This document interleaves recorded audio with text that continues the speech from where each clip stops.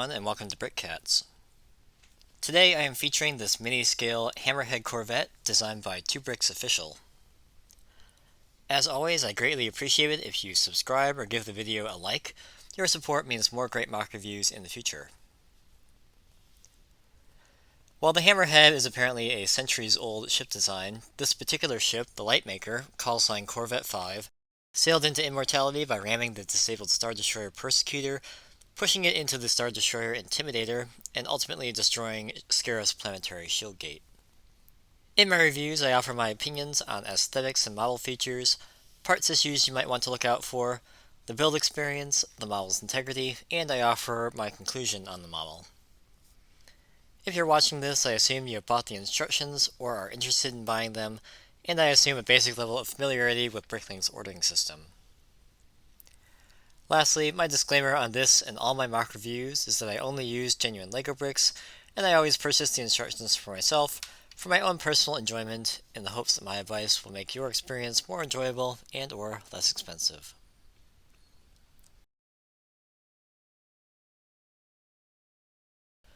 According to the designer, this is in 1 to 360 scale and measures 14.5 inches from front to back, just under 8 inches high on the stand, and about 4 3/4 inches wide at its widest point. Starting at the front, there's some really nice shaping with the orange markings and these slope pieces, as well as the dark bluish gray sections in between, which are screen accurate. The cannons on either side I think are supposed to be the same color as the turret, but sadly they don't make these bar 1L with 1x1 round plate and hollow stud pieces in dark bluish gray, which I think would be closest to what we see in the movies.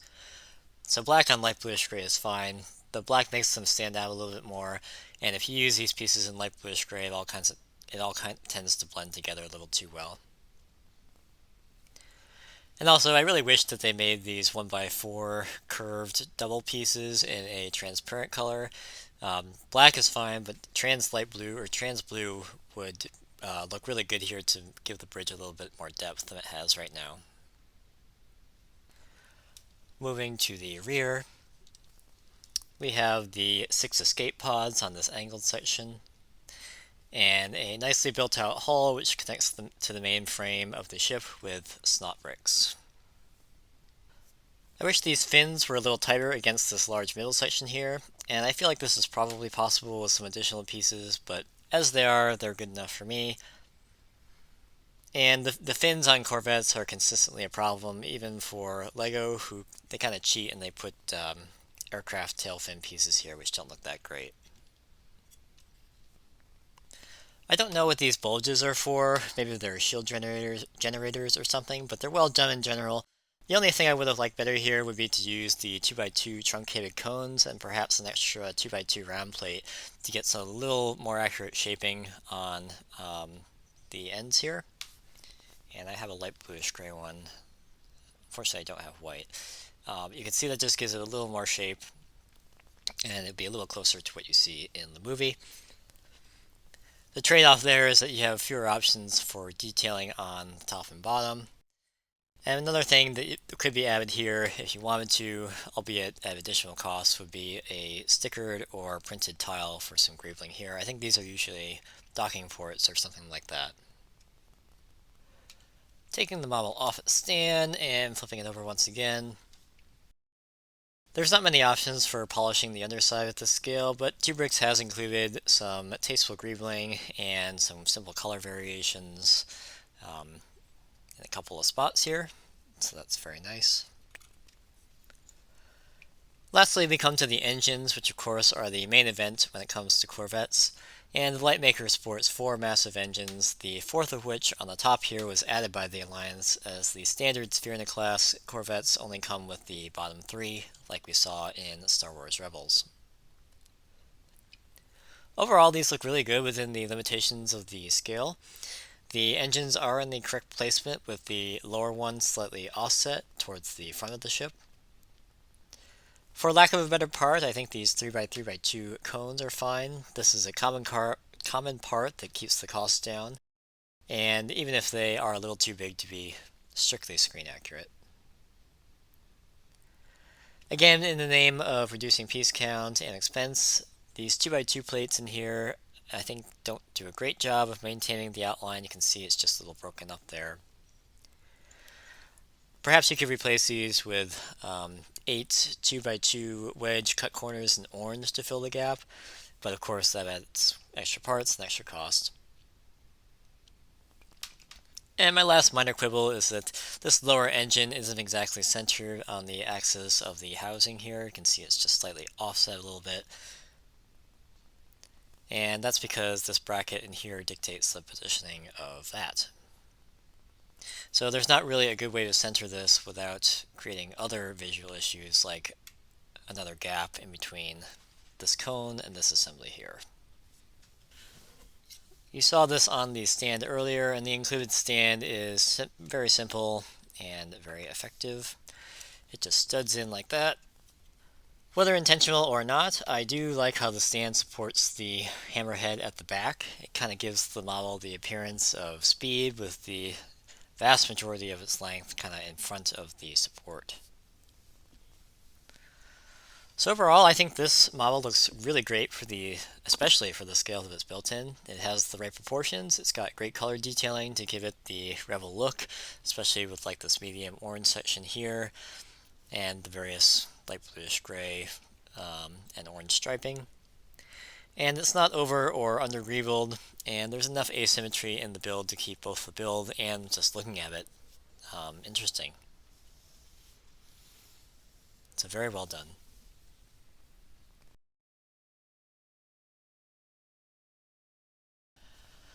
This model's parts list calls for 211 elements and 619 pieces. Right off the top, I will say that the two 1x1 plates in light bluish gray are unnecessary, and this brings the total to 210 elements and 617 pieces. For starters, all of the snot or studs not on top bricks, the 10 brick modified 1x1 with stud on one side, part 87087 in light bluish gray, 5 of the brick modified 1x2 with studs on one side, part 11211 in light bluish gray, 4 of the brick modified 1x2 by 1 2/3 with studs on side, part 22885 in light bluish gray, and 2 of the brick modified 1x4 with 4 studs on one side in light bluish gray are all hidden in the central section and can be any color, and you can see some of them right here. And clearly these serve as the attachment points for the side assemblies. On a similar note, all 7 2x4 bricks in dark bluish gray, part 3001, are hidden and can be any color. You can see a couple of them here and here. 2 of the 3 2x2 bricks in light bluish gray, part 3003, are hidden in steps 15 and 46. The last one is nearly hidden in step 150 and can just be seen in between the two lateral engines back here, so a neutral color or even orange would work. The parts list calls for 4 hinge plate 1x4s, part 2429C01 in white, and I confirmed with 2Bricks that actually only 3 of them are required. And you put in 2 in step 154 and 1 in step 197. The 2-cylinder 3x6 by 2 2/3 horizontal square connections between interior studs, part 93168 in white, usually have a cheaper substitute, part 30360, which has rounded connections in between the studs.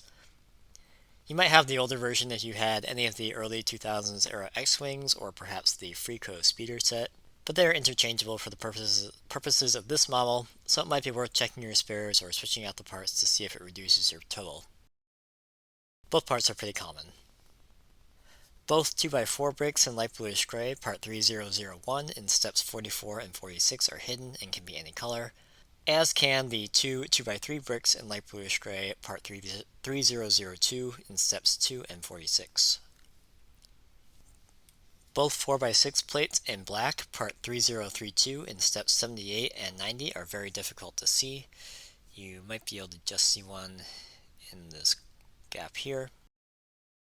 Neutrals, including white or even orange, given the overall color scheme, will work well here. The light bluish gray 2x12 plate, part 2445 in step 304 is completely hidden and can be any color. And that goes on the bottom of the stand here. It's right under this big plate here. And finally, all 4 Technic Axle 5s in light bluish gray, part 32073, are hidden and can be any color. Light bluish gray is obviously the most common anyway, but yellow is also very common, and it holds the side assemblies onto the frame.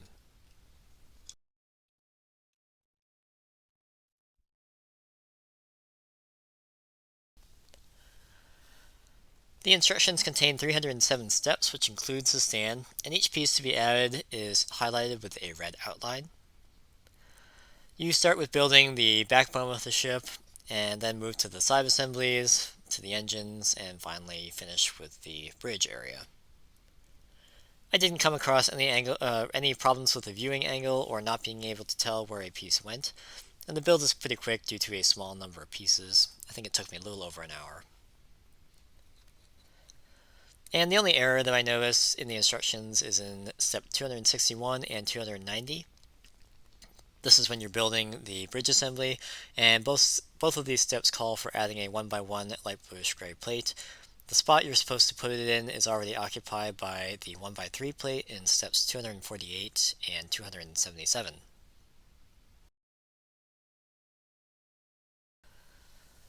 This is a very solid model and almost is exclusively system built, meaning there's only a few Technic pieces. And the only real problematic spot are the engine cones, mostly because they're only studded connections. And when you try and grab this, you tend to grab it at the back, so you just have to be careful to put your fingers in a place where it's not going to bump the cones off. But once you get it, you can maneuver this around pretty much as freely as you want to. And to give you an idea of how strong this is, you can hold this at the neck. And it's just fine. Well, I mentioned earlier how I do love how this sits on the stand. Typically, if I try and take it off, I'm having a good day right now, but typically when I try and take it off, I end up taking a bunch of these 2x8 bricks with it. And I don't think that the hollow studs, for example, with the 1x2 modified plates, have enough clutch to keep this from falling forward. Because while it does sit by itself, it is fairly tilty, if that's a word. So it would be interesting to me to see the display stand reworked a bit to provide enough stabilizing force to keep the ship from tipping forward, but also making it easier to take off so you can handle it.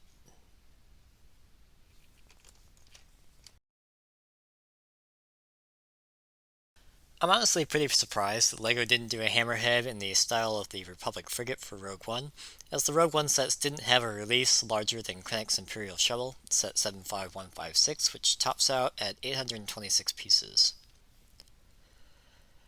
They've certainly made ships that got less screen time and did less than the actual movie before, but the best I can figure is that the shape presented stability issues they wouldn't have been able to overcome in a playset.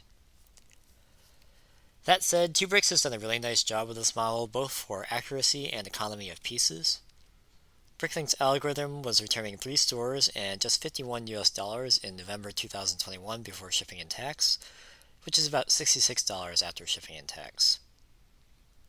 None of the pieces are particularly rare, so if you have an average size spare spin, you might be able to knock out a significant percentage of them without having to buy anything. I'm not sure if the Hammerhead has reached iconic status yet, but it plays a major part in probably the best Disney Star Wars movie. And 2Bricks' rendition is not only spot on with the details, it also does so at a very accessible price.